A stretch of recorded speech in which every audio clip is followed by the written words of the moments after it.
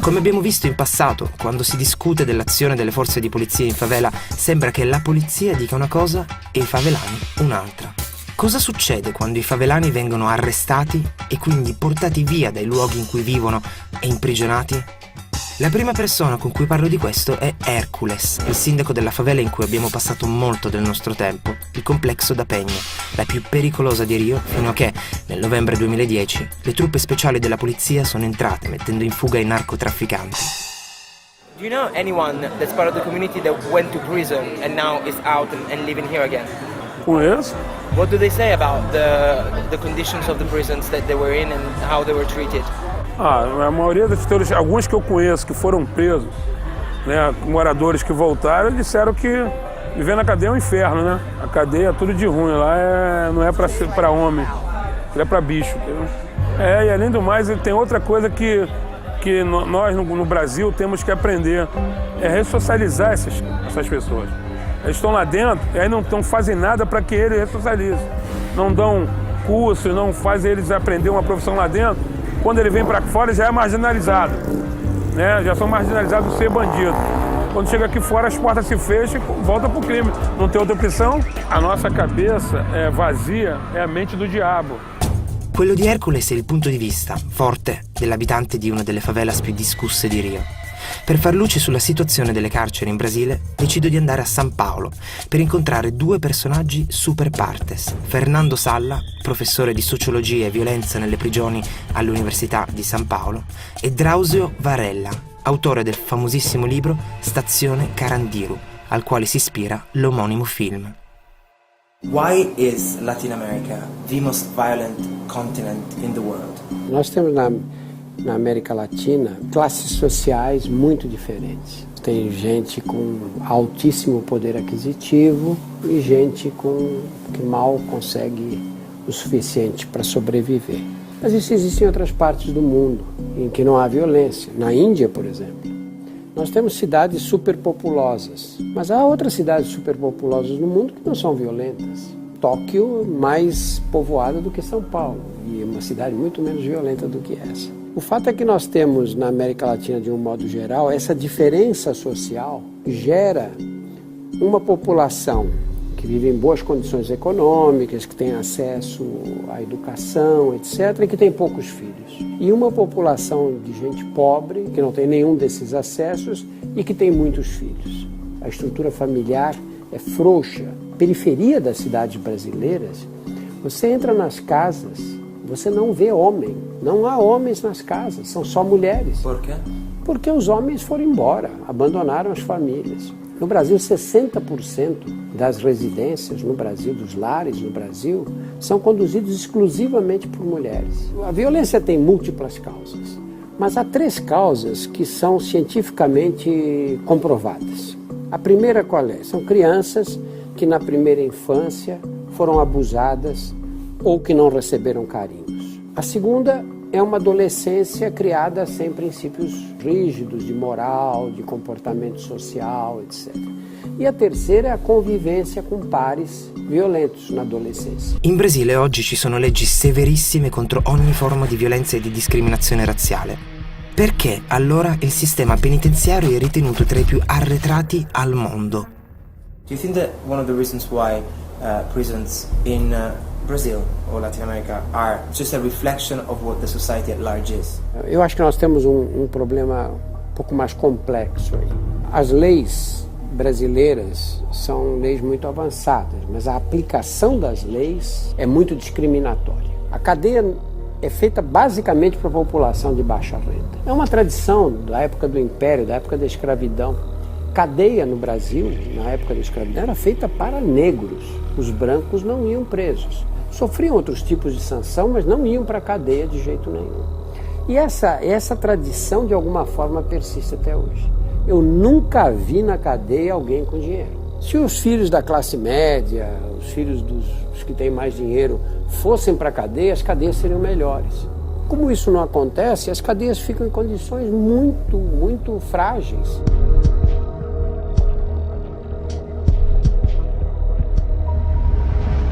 Fernando, can you first of all give us a general overview of what the situation of prisons is in Brazil? O Brasil teve nas duas últimas décadas um crescimento da população encarcerada estrondoso, por assim dizer, né?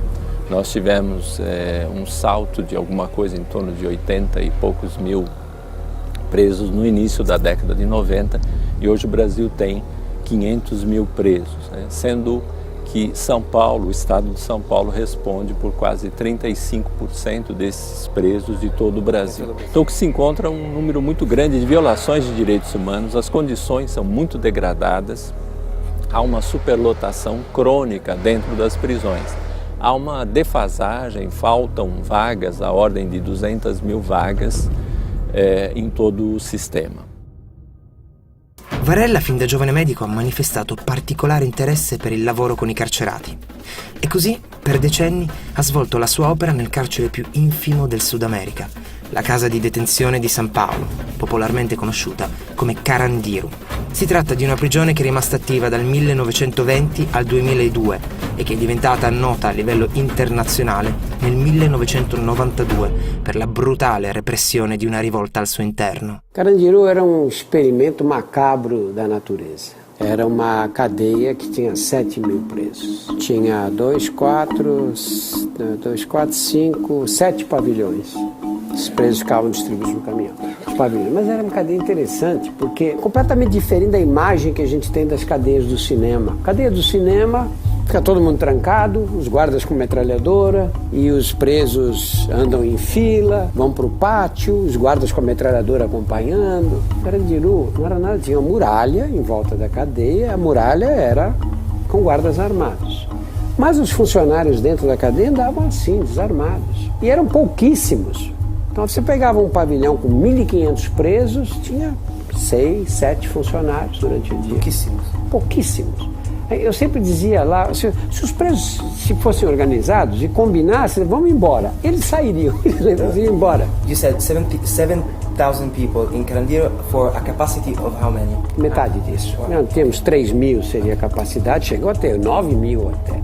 Mas a média era 7.500, 7.800, perto de 8.000 presos. A cadeia era organizada dessa maneira, tinha leis próprias muito claras e as leis do crime são muito interessantes, porque as leis do crime não são escritas. Enquanto nós temos um código penal complexo que prevê situações... E tem situações que o nosso código penal não prevê, situações novas, agora crime na internet, isso não está no código penal. O Código Penal da Criminalidade prevê toda e qualquer situação. Todas as situações. Todas. Não há... It's not written, it's oral. Eles têm 3 penas. Ou você é expulso da comunidade. Inside of the prison. Inside of the prison. Você tem que ir para um outro lugar. Em geral, as cadeias têm os lugares que eles chamam de seguro, que é onde o preso fica protegido dos outros, né? Ou você vai para esse seguro, e aí você está desmoralizado para sempre no grupo, que é uma pena muito dura, ou você apanha. E não apanha com a mão, nunca vi ninguém bater com a mão, eles batem com um pedaço de pau, com cano de ferro, ou morre. E a pena não é como a gente aqui, você pratica um crime hoje e vai ser condenado daqui a 8 anos. A pena é de aplicação imediata. Have you seen a lot of people die because of Muitos. this? How would they get killed usually? By knife, By com knife. faca. And they knew that they were going to get killed. Quase sempre. Did you have to try and save people in the hospital that were knifed because of one of these? Algumas vezes, em geral eles não davam chance de resposta, sabe? E morria muita gente naquela época. Mas aconteceu uma coisa interessante nas cadeias aqui de São Paulo. Sempre houve vários grupos nas cadeias, mas em São Paulo o que aconteceu foi que um grupo tomou o poder. Lei de Darwin, né? Um grupo mais apto tomou o poder. E nessa tomada de poder eu acompanhei bem, porque isso aconteceu na detenção. Aí foi um grande número de mortes. Eles mataram todos os inimigos que se opuseram.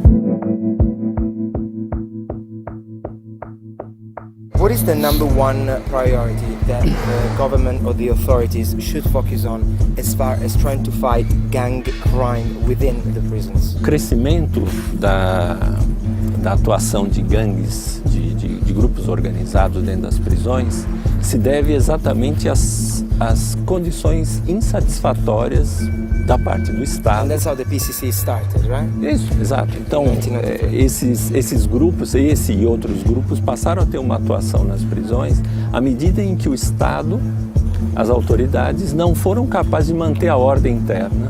L'omologo a San Paolo del Comando Rosso, CV, di Rio è il primo comando della capitale, PCC, fondato nel 1993 da alcuni sopravvissuti al massacro di Carandiru. Le analogie tra le due organizzazioni sono molte. Innanzitutto, la protezione che forniscono in carcere a chi si unisce a loro e la richiesta mensile per tale protezione di una somma da pagare. Questa somma aumenta enormemente una volta che il detenuto è in libertà e spesso fornisce a quest'ultimo la possibilità di guadagnare quei soldi attraverso traffico di droga, rapine e rapimenti. In a few words, can you tell us what were the sounds in the prison and what was the smell?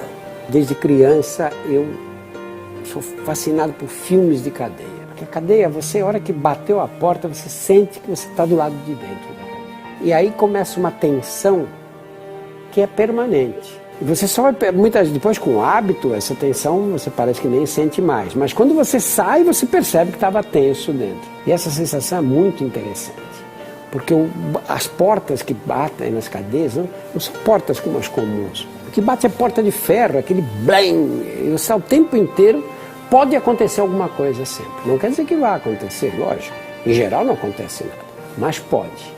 Porque a pior coisa de uma cadeia não é a cadeia em si, não são os guardas, não é a polícia. A pior coisa da cadeia é o prisioneiro. Porque o pior inferno que você pode enfrentar numa cadeia é criado pelos seus próprios companheiros. Às vezes as pessoas perguntam o que o preso mais quer na vida, né? Qual é o primeiro desejo mais forte que ele tem? Estamos dizendo, é a liberdade. Não é a liberdade. Quando você está na cadeia, o teu desejo mais forte é sobreviver, é sair vivo da cadeia. E para sair vivo, você vai entrar, você vai ter que sobreviver e aprender quais são as leis de comportamento e vai agir de acordo com elas. Então você vê de pessoas que não eram violentas na rua, que praticaram um tipo de crime qualquer, mas que não envolviam violência, que na cadeia assassinam outras. Se estivessem na rua, não fariam isso. Mas foram contaminados por aquele ambiente e por necessidade de sobrevivência tiveram que se comportar dessa forma. Very last question. What is the biggest myth to undo about life in prison? O maior de todos é que a superpopulação aumenta a violência. Não é verdade, é o contrário disso. Quanto mais gente você põe no ambiente, mais menor se torna a violência. Por quê? Porque os homens não são ratos. Os ratos, quando você enche a gaiola de ratos, eles se matam. Os homens não são ratos. Os homens formam associações. Na cadeia, se você está num ambiente muito exprimido, muito pequeno, você vai ser obrigado a estabelecer regras de convivência. E essas regras de convivência serão necessariamente pacíficas, embora os contraventores sejam punidos com violência.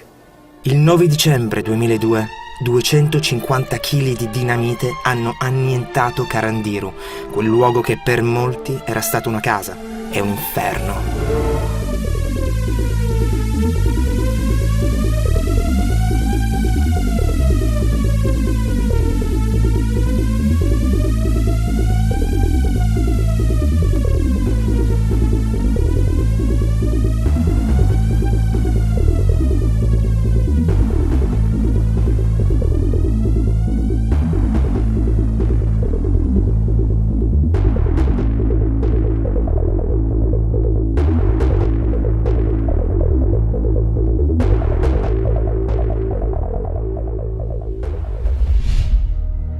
La storia di Carandiru, della vita all'interno della prigione, della rivolta e del numero delle vittime, su cui non tutti concordano, mi affascina. Così come mi affascina immaginare le individualità, le personalità, le storie dei suoi detenuti. Mi impunto, dobbiamo riuscire a trovare un ex carcerato della famigerata prigione. Dopo vari tentativi, riusciamo a trovarne uno. Lui si chiama Pascal, ha 49 anni e il suo percorso criminale è iniziato a 22 anni, qui a San Paolo, con frodi fiscali. Tell us something about the years that you spent in prison. Give us an idea of what prisons in Brazil, especially back then, were really like. Em 86 não existia a visita íntima dentro da cadeia. Então é um termo bem da malandragem mesmo. Se você não se garantisse, você virava mãe. Era como se fosse na selva. Ou você comia ou era comido. Did he suffer any sexual abuses himself? Não. But you Não, saw- então, mas é isso que eu estou falando. A dignidade do ser humano dentro da prisão vale muito. Ou você mata ou morre. E eu vivi. Não preciso falar mais nada. E é assim, é muito dura, porque você convive com a morte constantemente. How did you get caught? Eu fui pego aplicando golpe em joalherias, a primeira vez. Aí foi em 1986 que eu conheci a casa de detenção. Eu já tinha 26 anos. Não, então, com 26 anos eu fui pego pela primeira vez. Eu já estava no crime desde os 22, mas assim. So the total amount of years that you spent in jail were 7. Ao todo foram 15 anos. Aí eles me colocaram dentro de um avião e me mandaram para o interior, numa penitenciária. Dentro do avião, eu já tinha sofrido esse acidente na perna, trabalhando na casa de detenção. Eu caí e quebrei, fraturei o fêmur. E a minha perna não dobrava, ela só ficava nessa posição. Dentro do avião, eu tinha que ficar algemado, com as pernas atrás de 2 canos e nessa posição. Só que essa perna não dobra. E eu tentei explicar isso pro policial. Só que ele estava com cada um de um lado, com um Rottweiler na mão, um cachorro, e o outro me mandando dobrar a perna. Como eu falei, a minha perna não dobra, ele pisou em cima e quebrou a platina que eu tenho na perna. What did you feel? How did you react when that happened? Não dava para sentir muita reação quando você está sob pressão, porque você estava num avião, você não sabia o que ia te acontecer, não sabia para onde você estava sendo levado, você estava algemado, cercado de policiais, cachorro. Então, naquela hora eu senti a dor, mas não deu tempo nem de sofrer o impacto da dor. Why do you think the police officer did that? Porque ele está ali para isso. Dentro da mente dele, ele está ali para isso, para humilhar, para te agredir. Uma vez por mês, a polícia do choque invadia a casa de detenção com os cachorros. Eu passei um bom tempo. E às vezes o cachorro defecava no chão e ele de luva ia lá, pegava a merda do cachorro e esfregava em você, só para te humilhar. Eu acredito hoje, depois da minha experiência, que não adianta você pegar o cara que cometeu um delito ou qualquer coisa e jogar dentro de uma cadeia e deixar ele lá. Você não faz nada. Aqui no Brasil nada é feito para poder tirar essa pessoa, mudar a mente dessa pessoa. A pessoa chega lá e fica na ociosidade.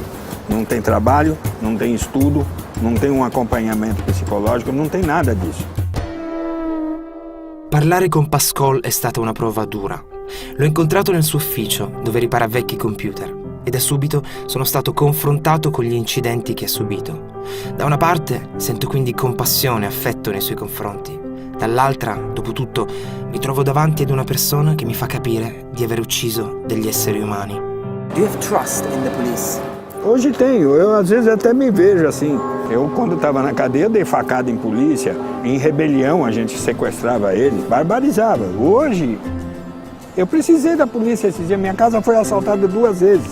E hoje eu vejo que, assim, apesar de tudo, existe aquela polícia que sobe o morro para receber dinheiro, existe aquela que vai para prender o traficante.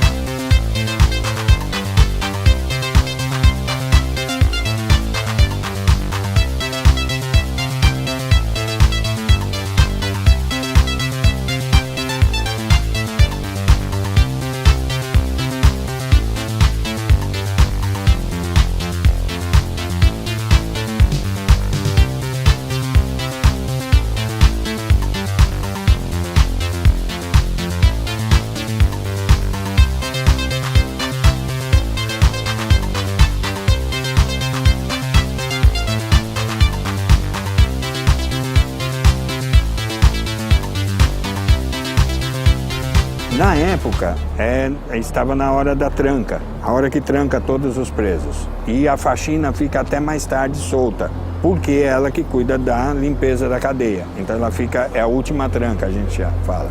E a faxina de um certo andar subiu até um outro certo andar para tentar conseguir uma maconha. Saiu uma discussão que não ia resultar, talvez, nem numa facada, nada. Uma discussão calorosa, um xingando o outro, um puxando faca para o outro. O policial que vinha trancando era novato, olhou aquilo, desceu correndo, a cadeia virou, dizendo que estava em rebelião. Aí foi ligado para o Fleury, que na época era o governador falou foi o Biratã, né, o coronel Biratã, ligou pro Fleury, o Fleury falou, sem massagem, entre e acaba com a brincadeira. E ele entrou para matar todo mundo. Eu tava lá. Eu carreguei mais de 50 corpos. Entende? Então, assim, na verdade, não teria acontecido tudo aquilo. Aquilo foi uma execução sumária. Eles chegaram para matar. Não ia acontecer tudo aquilo. How many people actually died in that massacre? Mais de 300 pessoas. So not 111? Não. Not 100? 111 pessoas eram aquelas que tinham família, que podiam chegar, que chegaram até a portaria e solicitaram o nome daquele preso. Se eu tivesse morrido no massacre, eu não ia participar, não ia entrar nesses 111, porque eu também não tinha família. Então, assim, foi muito mais de 300. O massacre já caiu no esquecimento. Algum tempo atrás, teve um massacre também aqui fora dos moradores de rua. Os moradores de rua eram mortos, assim, dormindo, e incendiados e mortos cruelmente. Ninguém mais lembra. É muito curta a memória do povo. When you're in a prison, do you tend to be more scared of the gangs, the prisoners, or the police? Lógico que a polícia é mais amedrontadora, porque eles são covardes. Você está desarmado, você não tem um colete à prova de bala e eles entram atirando. Mas quando uma cadeia, existe uma revolta, uma rebelião dentro de uma cadeia, é muito assustador também. Por isso que você tem que optar o lado que você vai ficar. Ou você fica do lado mais forte, ou você vai sofrer as consequências. Então você tem que, até lá você tem que usar a inteligência. Entende? Mas a polícia é muito mais covarde. Que tinha um carro Astra parecido com o meu, foi roubado e você podia estar dando documentação, uma averiguação normal. Eu dei minha documentação, fiquei, a senhora pode aguardar, ficaram revistando o carro, tudo, né? Não me revistou, não usaram a mão em mim. Após isso, acharam uma arma, que infelizmente nessa época, realmente eu assumo e aceito que foi do rapaz, que depois ele contou que foi dele. Mas até o momento ele não falava que era dele. Então foram os 3 para a delegacia, os 3 foram indiciados por porte de arma, que é artigo 16, ficamos lá, 98 dias. Então chegou lá, constou que ele devia, constou que tinha passagem, tudo. O policial, o delegado, queria saber por que eu estava com a arma, qual o motivo da arma. É aquela, como fala, ele faz a tortura psicológica, coloca um pouco você aqui e separam, né? E eu, como sempre falando, eu não sei, eu desconheço os fatos, não sei da arma. Nisso chegou uma advogada, conversou com eles, tudo, queria saber por que da arma. Então alguém tem que assumir aquela arma. Só que ela falou pra mim assim, assume, fala que é tua, que isso foi numa sexta. Na terça-feira você tá na rua, eu te garanto. Eu falei, doutora, tem certeza? Na terça-feira você sai, depois a gente arruma um jeito de provar que a arma não era tua. Tá, falei, tá bom, a arma é minha. Falei, a arma é minha. Mesmo assim, o delegado falou assim, ele viu que eu tava mentindo. Ele falou assim, a arma é tua? Você tem certeza que a arma é tua? Eu falei, não, a arma é minha. Vou foder os 3. Foi a palavra do delegado. E fodeu, ficamos nós 3 presos, 98 dias.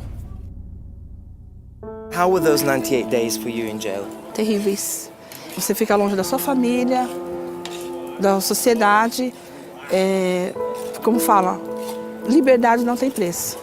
Ainda que você, assim, o pouco que eu passei lá, eu não sei o que passa na cabeça de quem está na vida do crime, entendeu? Mas eu, como mãe, como ser humano, não tem preço uma liberdade. Para mim, não tem. O fato de eu poder sair a hora que eu quiser, poder abraçar meus filhos, não ter que esperar 7 dias, 15 dias para vê-lo, entendeu? Quando der 5 horas da tarde, eles te fecharem num lugar, sabe, que só tem uma janelinha. E ali você esquecer, você ser trancada pro mundo, a morte seria bem mais confortável, para mim.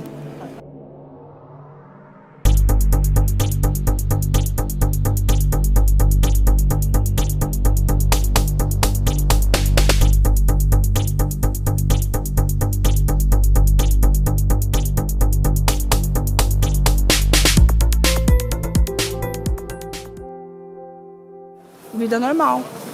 Uma vez que você é absolvida, graças a Deus. Então, eu continuei minha vida normal, mas infelizmente aconteceu novamente. Aí começou o pesadelo de novo. Tell us how it all happened again and why. Pediu para parar, paramos. Nisso que para, eu fiquei encostada num canto, os 2 meninos no outro. Aí eles vão no carro, volta e vai, vamos pra cabeça, vamos pro chão. Aí eu achei estranho, né? Uma mulher, continuei com a minha bolsa, né? Vai, me jogaram no chão. Tenho machucado, ó. Ficou a marca até hoje, né? Fora o galo que eu tive, me bateram. Aí eu não entendia por quê, né? Aí me algemaram, jogaram do carro. Para me tirar da viatura, me puxavam pelo cabelo. Voltei o tempo pré-histórico, né? Por quê? Então, eu queria saber também. Fui chamada de desgraça, baranga. Olha que baranga, olha que tribufu. As piores coisas. Como mulher, fui resumida... Vamos resumir? Eu fui resumida uma merda. Eu me senti uma merda.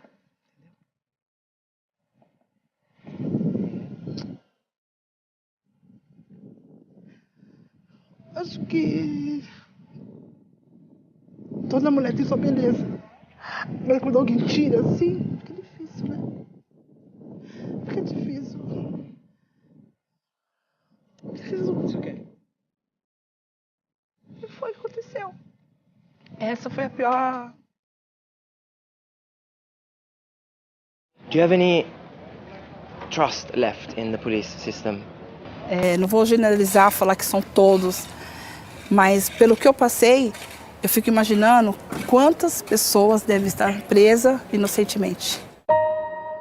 Come dice Silvia, le generalizzazioni sono assolutamente errate. In casa sua, alla fine dell'intervista, mi ha fatto vedere tutte le carte dei suoi avvocati che si stanno preparando a difenderla dalle accuse. La sua storia, come le molte altre che ho ascoltato, è fitta di racconti spesso tragici, racconti di vita in prigioni sudamericane. Così per me diventa una condizione sine qua non per proseguire con questo viaggio. Devo riuscire ad entrare in carcere, a passarci del tempo, per vedere come stanno le cose con i miei occhi, con i miei sensi. You think that the government will let us get inside a prison to see the conditions of the prisoners? Ele deixa.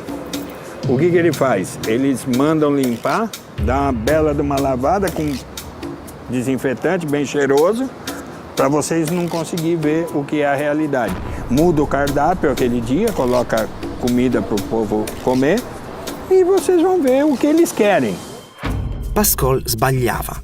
Abbiamo provato a lungo attraverso le vie istituzionali, ma i tempi continuavano ad allungarsi. Demordere non è il nostro forte.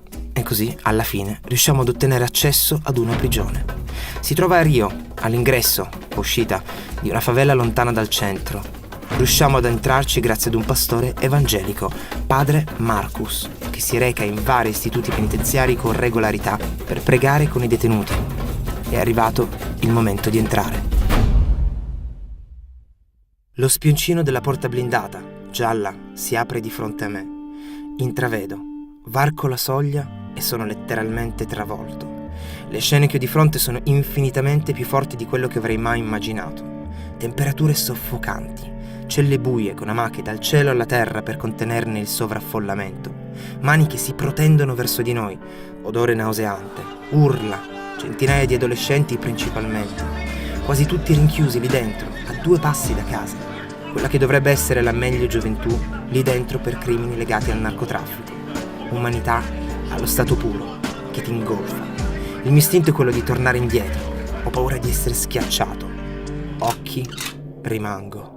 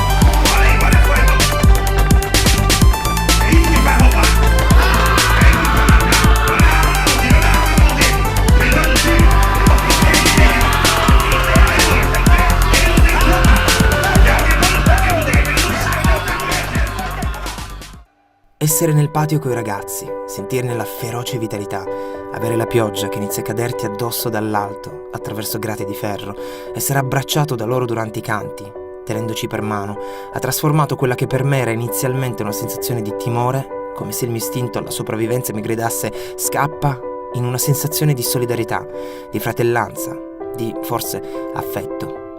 Quasi non me ne voglio andare, vorrei stare ancora con loro, mi sembra di non esserci stato abbastanza. Vorrei parlare con ognuno di loro, vorrei continuare a stringere le loro mani, ma non posso. Mi reco così da padre Marcus, alla sua chiesa evangelica. È un enorme edificio che ha costruito negli anni al centro della favela. Sembra quasi sterile e, forse per quello che ho appena vissuto, il tutto stona. Voglio però capire chi è veramente padre Marcus, su cosa ha costruito la fortuna della sua chiesa. É o poder de Deus na vida do homem. Amém? What was happening there? Who were these people and why were they so happy to accept you? And B, when you were taking the devil out of them, what actually physically happens? Olha, para você entender, é necessário que você leia a Bíblia. A Bíblia diz no livro de Hebreus, capítulo 13, versículo 3, lembrai dos presos como se estivesse preso com eles, dos maltratados como se fossem maltratados com eles também no corpo. É um versículo bíblico. Não somente este, mas a cadeia também é uma instituição que foi criada por Deus, que se encontra lá no livro de Ezequiel, capítulo 7, versículo 23, onde Deus mandou fazer a cadeia, para que o homem, naquela cadeia ali onde você foi comigo, ele tenha um arrependimento e venha aos pregadores do Evangelho, os pregadores da Palavra de Deus, para que eles possam se libertar e tornar nova criatura.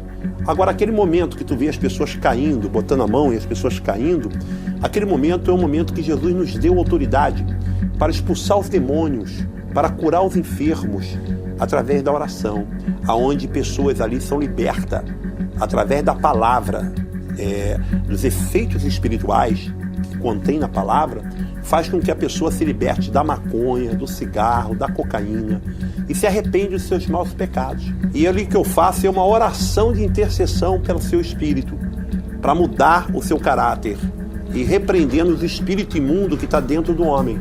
Porque o homem, quando ele não tem Deus, automaticamente ele tem espíritos que faz ele roubar, cheirar, matar. Então você vê eles cair, não é porque eu botei a mão na testa e na cabeça, não. São forças satânicas. E as palavras que eu digo é pedir a Deus a libertação daquelas pessoas em nome de Jesus. There was some people that looked like they had fainted, that they had passed out. Had they passed out? Sim, tem umas que a mente é tomada. Tem outras que caem porque perde as forças do corpo, mas a mente fica liberada, né? O que significa? Significa que nós somos morada de Deus. Há determinada parte dos nossos corpos que os demônios trabalham, né? E às vezes não toma a mente. Às vezes ele usa os olhos da pessoa, ele usa a boca da pessoa, ele usa a mão da pessoa para matar. São espíritos. E um ser humano que não tem Jesus, ele tem capacidade para ter 1000 demônios.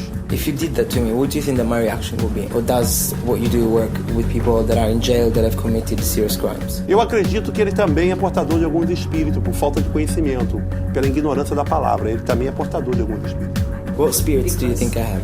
What can you say in me? Ele pode ter um espírito de inquietação, de insônia, de vício, né? Ele pode ter um espírito também de ansiosidade, ficar muito querendo as coisas. Então você pode ter alguns espíritos trabalhando na mente dele. Inclusive, eu olhando para ele quando ele estava dentro do cárcere, eu vi que Satanás tentou tirar a vida dele e Deus não permitiu.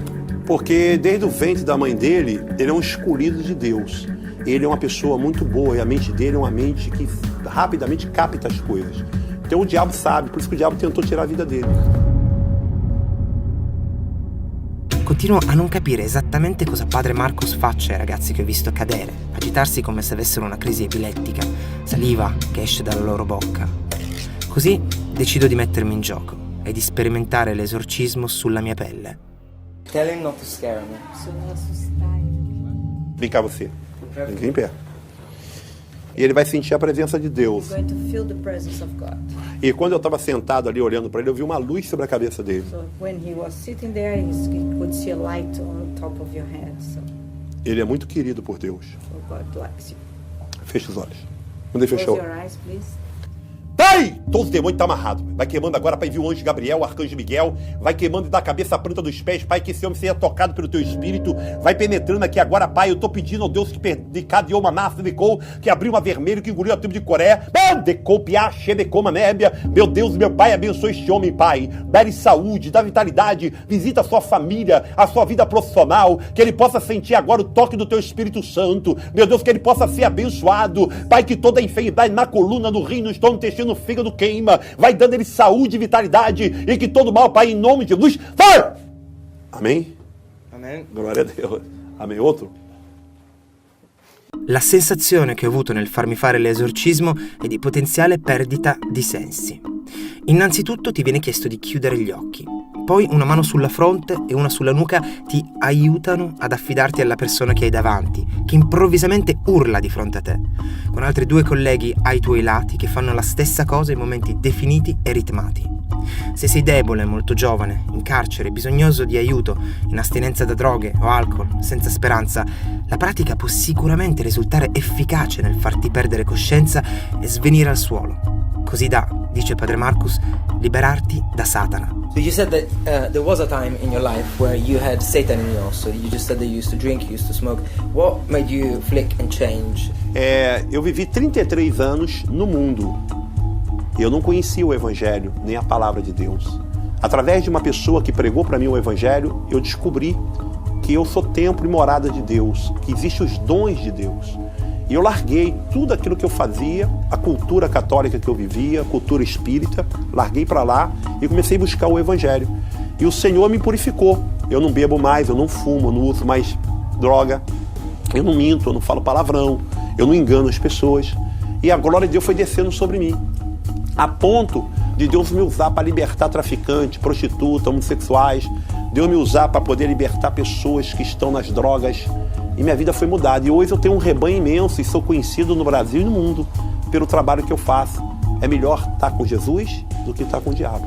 With all of the people that you've shown us on these videos that you have freed from the devil, that you've saved, right? What happens to them afterwards? Do they all join you? Do they all become part of the evangelical church? Is that a must? Once they've been saved, that they become part of the movement? Não, eu faço o que a Bíblia manda. Lembrar dos presos como se estivesse preso com eles, maltratado como fosse maltratado também no corpo. Eu vou no ID de Jesus pregar para eles. O objetivo não é trazer para a minha igreja, o objetivo é que eles entendam o que usa eles são forças satânicas, que é necessário eles mudar a vida, se reintegrar à sociedade e ser pessoas transformadas. Esse é o objetivo. O objetivo não é arrebanhar eles para a minha igreja, porque eu quero que eles entendam que existe um Criador do sol, da lua, da estrela, dos mares, do rio, e Deus não fez o homem para matar o outro, Deus não fez o homem para cheirar, Deus não fez o homem para beber, Deus fez o homem para ser cheio da tua glória. É esse o meu objetivo. Marcos è il pastore evangelico pentecostale della Chiesa dell'Assemblea di Dio degli ultimi giorni. Le chiese evangeliche in Brasile hanno un grande seguito, soprattutto tra la gente poco istruita e disperata, che le supporta in luoghi fisici o attraverso canali televisivi. Padre Marcus riprende tutte le sue apparizioni in carcere e in favela per distribuirle in TV o su DVD. Chiese pentecostali, popolari e comunità evangeliche in America Latina hanno superato il tradizionale predominio della Chiesa cattolica. Secondo le statistiche riportate da Le Monde Diplomatique, soltanto in Brasile negli ultimi 10 anni gli evangelici sono praticamente raddoppiati, passando da 13 a 26 milioni. Il crescente peso delle organizzazioni evangeliche rende queste ultime notevoli serbatoi di voti e per questo motivo tutti i candidati durante le campagne elettorali tengono in particolare conto le esigenze e le necessità di queste comunità. César Romero Jacob, uno dei massimi esperti del voto religioso in Brasile, sottolinea come i presupposti per il boom dell'evangelismo siano stati creati dal vuoto di Stato presente nelle zone in cui violenza, alcolismo e prostituzione sono molto diffusi. Un boom che ha consegnato anche potere politico ed economico alla comunità evangelica. Il vescovo Edir Macedo, il capo della Chiesa Universale del Regno di Dio e capo di una delle più grandi TV del Brasile, è considerato il vescovo più ricco della terra. Il suo patrimonio è stimato in 2 miliardi di dollari e comprenderebbe un palazzo con 35 camere da letto a São Paulo e un jet privato da 50 milioni. Olha, eu tenho um fato impressionante de policiais revoltados, pensando que eu tinha ligação com o tráfico, tentaram me matar. E esses policiais se converteram. E um fato marcante em minha vida foi a rebelião da Casa de Custódia de Benfica, aqui no Rio de Janeiro, onde já tinha 36 mortos, várias pessoas para ser executada, mais de 27 reféns. E eu entrei ali com a minha filha, com a minha equipe, consegui tirar aquelas pessoas que estavam amarradas em bujão de gás, em balão de oxigênio, e consegui salvar aqueles reféns, pessoas que estavam enforcadas, semi-enforcadas, pessoas esfaqueadas, pessoas queimadas, que foram salvos. E eu consegui acabar com uma rebelião que já tinha 3 dias, que o Estado não conseguia acabar, e eu consegui acabar. Não somente esta, mas em São Luís do Maranhão também. E não somente isso, mas várias pessoas amarradas em favelas que eu consegui salvar. São fatos marcantes, e essas pessoas hoje são pessoas transformadas pelo poder de Deus. Tutto ciò può insospettire. Lo stesso padre Marcus è stato investigato dalla polizia per i presunti rapporti con la criminalità. Se la Chiesa evangelica proclama di aiutare le persone bisognose e molte vedono migliorare la loro vita in questo modo, che alla fine è quello che veramente conta, cosa fanno le istituzioni? Per fare il punto finale sulla questione, incontro Rubens, capo dell'associazione Viva Rio. You have a combination of poverty, favelas, we call them. Then money from drugs, illicit drugs, and then guns bought with that money. And then you have a kind of a parallel power which has grown very much. It's an anarchic kind of power. It's very young. It is becoming younger and younger because the older ones die or go to jail. So it's almost a teenage kind of a crime movement. And teenagers can be very irresponsible. So they fight each other, they kill each other a lot. And so it's very lethal, the kind of disputes they have. It can be very brutal. So what we have today is that finally in the last couple of years, 3-4 years, we have a movement out of this circle, you know. And this movement is called FIRST, UPP. It's a Pacifying Police Unit. So it's a new police approach, which has been there on the shelves. People have been writing about it. Viva Rio has been struggling for it for a long time, since 2001.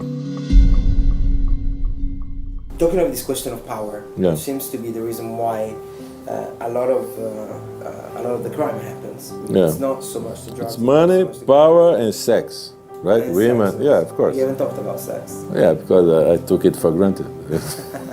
No, like you know, these guys are young people. They have sex in their minds too. So, Yeah. so They're powerful. they have all kinds of women. You know, they have all these. We call them cocotinhas. The nice girls who like these guys. You know, and they have the benefits of power, but it's. I think it's more power than money. Yes. Where does this necessity of power come from, you think? It's very deep in human, you know, existence, you know, and so this is part of our human obsession. I think it's a metaphysical question. What is Viva Rio's philosophy? Well, it's one point is this: trying to work from within, work in there, to be inside. Then you have to, you know, all kinds of programs to integrate the favelas into the city. That's urban kind of approach. Then integrated the young people into you know, perspectives of growing within society. So that's education, that's sport, that's music, all the instruments of integration.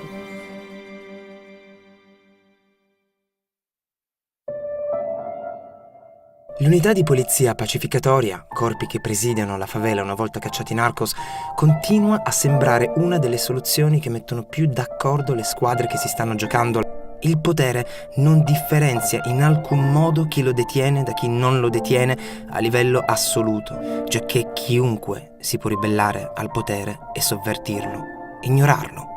Ed essere ignorati, probabilmente più ancora che amati o odiati, è l'ultimo desiderio di ogni essere umano, in carcere o in libertà.